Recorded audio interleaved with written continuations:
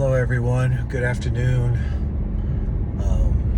Wednesday afternoon. Another day. So today we're going to talk about masks, and I'm not talking about the physical masks. I'm talking about the spiritual, emotional masks that we all wear or have worn at one time or another. That's what I want to talk about on today. I want to talk about masks. And I bring that up because I heard somebody on YouTube talk about that, and it sounded like a really good thing to talk about. Because from personal experience,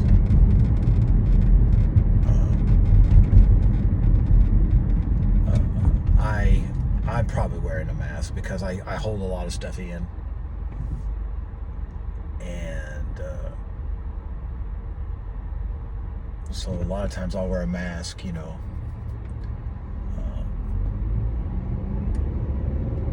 smile on the outside, but,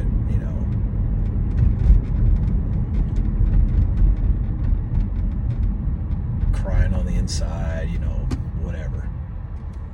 And so, yeah, a lot of people are wearing masks because they're, one way on the outside and another way on the inside. And I think that a lot of people are that way. And I think they don't have an outlet, to deal with the things that they're dealing with. And we know spiritually, we have an advocate, but we can go to God and let him know what we're going through. And I think that's important, and we should do that. But at the same time, sometimes, even though while you're waiting on your deliverance, sometimes you're still going through. And sometimes you don't have anybody to talk to, really. And even the ones closest to you, even your spouse, don't understand. Or don't want to understand. Or think that you're doing something else. So,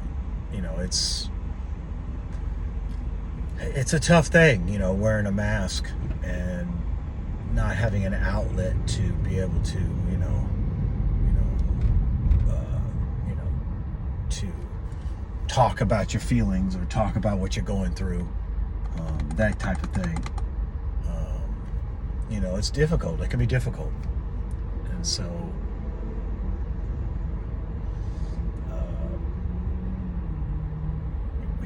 we have to be mindful that a lot of people are wearing masks, and to them it's almost like a physical mask, but it's just something that's hiding their pain and anguish and everything else from everybody else, and putting a smiling face on the surface, but in reality they're going through.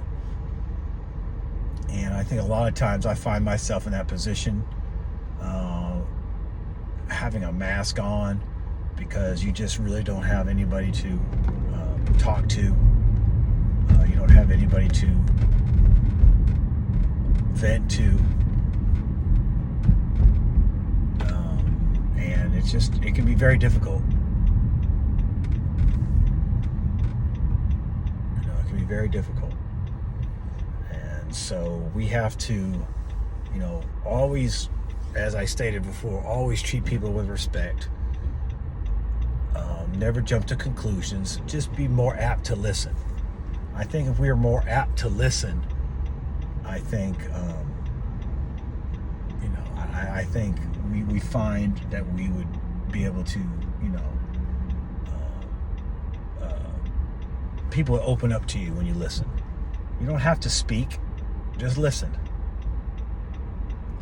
And I think if we do that, then we'll find ourselves much more apt to, people to be more apt to talk to us and confide in us and just do those things that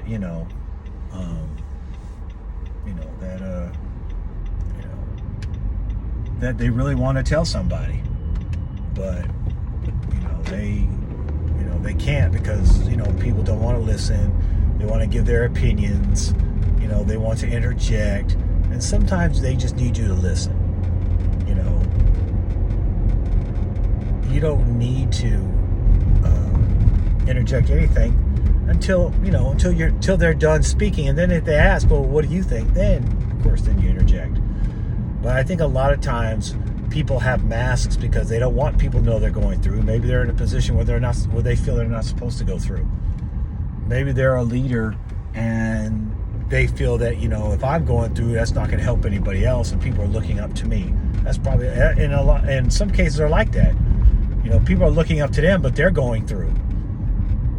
And leaders go through just like anybody else, sometimes worse. So you put on the brave face, so that you could keep others encouraged, but yet you're suffering. And sometimes people have masks on because they're suffering on the inside and they have nobody to talk to about it. And they've given it to the Lord, but they're yet still going through, and they just have nobody to talk to. They really can't. They have nobody to vent to that they either trust or feel comfortable doing, and so they wear a mask. And in this world, I think, even if we're not going through, people put masks on. People on social media, almost everybody on social media is wearing a mask. They're not who they seem to be or who they say they are. So they're wearing a mask. And it's not necessarily a physical mask. Okay? The people who are criticizing others and canceling and talking big and bad on social media that wouldn't nowhere near talk that way if they met that person in person, they're wearing a mask because they're being somebody that they're not. They think they're big and bad on social media when they're really not. They're pitiful people. They're pitiful, cowardly people. So they're wearing a mask because social media gives them a platform to be a bully and do all these things and overly criticize and cuss people out and do all these things that you couldn't do in person, but you could do on social media because there's no accountability. So, or again, there's only accountability for certain people. So wearing a mask is not only for people who are going through, but for people who are trying to hide behind a persona, or an image that they portray on social media that's really not them. Online dating, a lot of that stuff, it's a mask because they're probably not who they say they are in their description. So, that presents, that when you get on these apps, you might not be getting the person you think you are. Nothing beats meeting somebody in person and seeing them in person and listening to them and getting to know them. Online dating is fine if that's what you want to do. That's fine, but you have to be so much more careful, and you have to vet so much, and literally you have to do background checks on everybody, even if you meet them in person, but especially if you meet them online, because they may not be who they say they are because they're wearing a mask. Because they want to make themselves more desirable online, so they'll say or look anyway that's not necessarily the real them. A lot of ladies will make themselves look a whole lot better than they really are. Because you can crop a photo, you can add all kinds of stuff to a photo, you can do anything to a photo now. So, you're not really getting the real person. So, masks are popular. Masks are popular. Masks are popular in the church too. A lot of people wear a mask because they're going through and they don't want nobody to know it. And so they put a mask on, put a smile on their face, so people will, not think they're going through something. And there are very few people that don't have to wear a mask. You just get what you get. And they wear their emotions on their sleeves and, saying you just get what you get. And in all reality, they're the much more brave people. But at the same time, sometimes even in that can be a disadvantage if you wear your emotions on your sleeve. You're obviously a lot easier to read. You're obviously a lot more open to people taking advantage of you. So it's a double-edged sword. I think, masks to a lot of people are useful. And because they're useful, people wear them. People wear them. And I think that, it's kind of a shame, because we should be able to talk to somebody, vent to somebody, let somebody know what you're going through. And even if you have somebody you can talk to, if they don't understand, then you have to keep the mask on, because they yet don't understand. They have no clue what you're going through.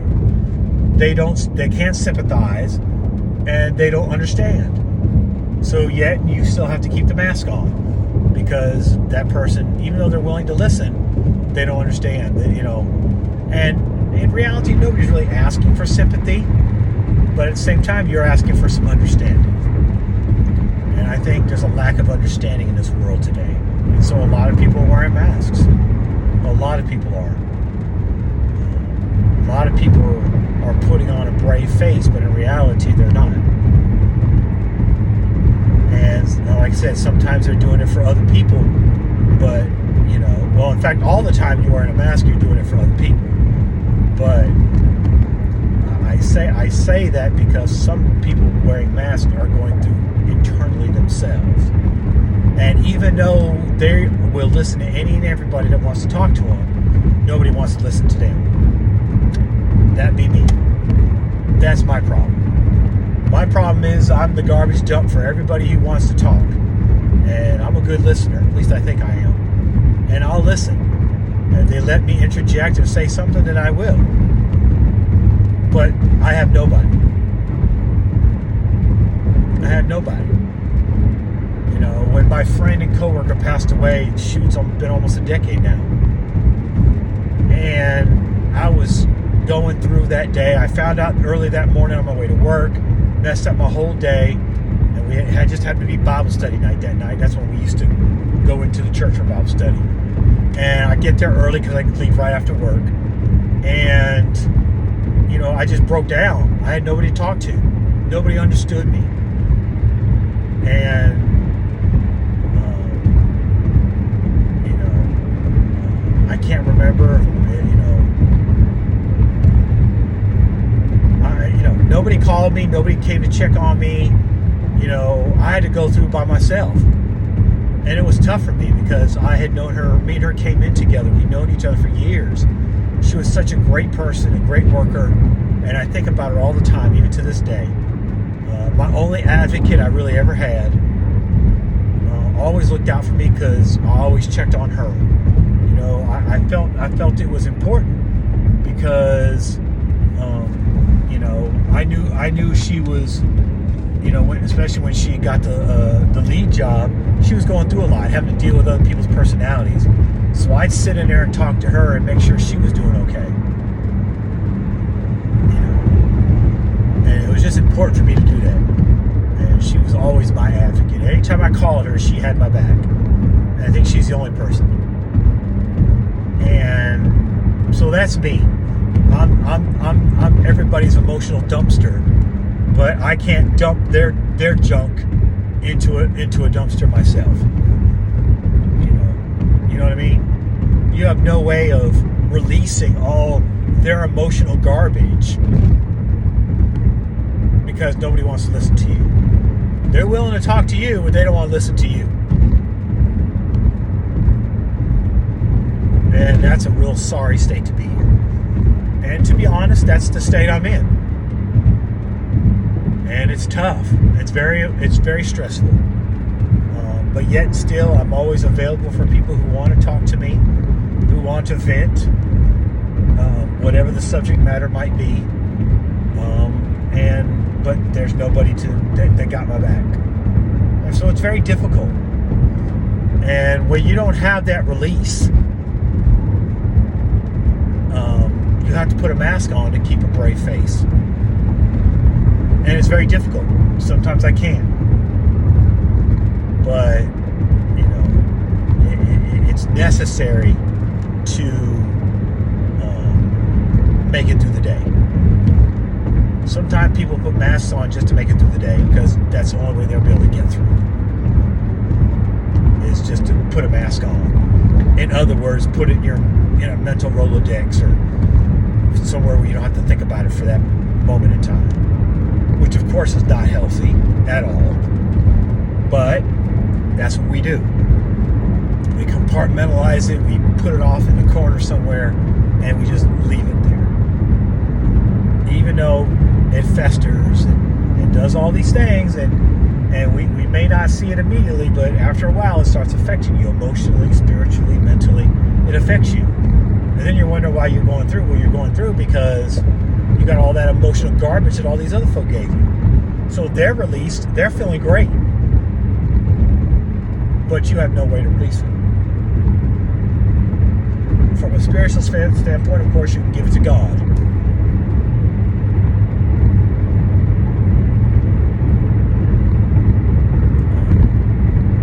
And prayerfully, that will alleviate your stress and whatnot.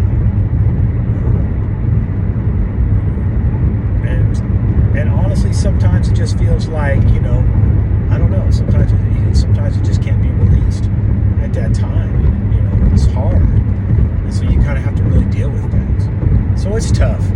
You know, I've had to change my personality drastically since I was young. I used to be a social butterfly. Never met a stranger. Every time I was young and go to a park, I'd always meet a new friend. Unfortunately, I'm not like that anymore. I've been burned too much.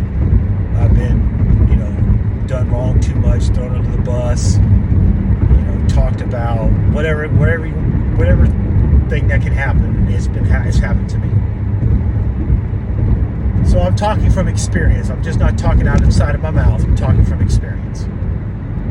And it's sad because you don't want to wear a mask. You want people to see the real you. But do you really want people to see the real you? Because you've changed the real you so much over the years because you've had to. That is really not the real you. So it's just a lot. It's a lot behind it. It's a lot to it. But wearing masks is not anything that you should want to do or anybody should have to do.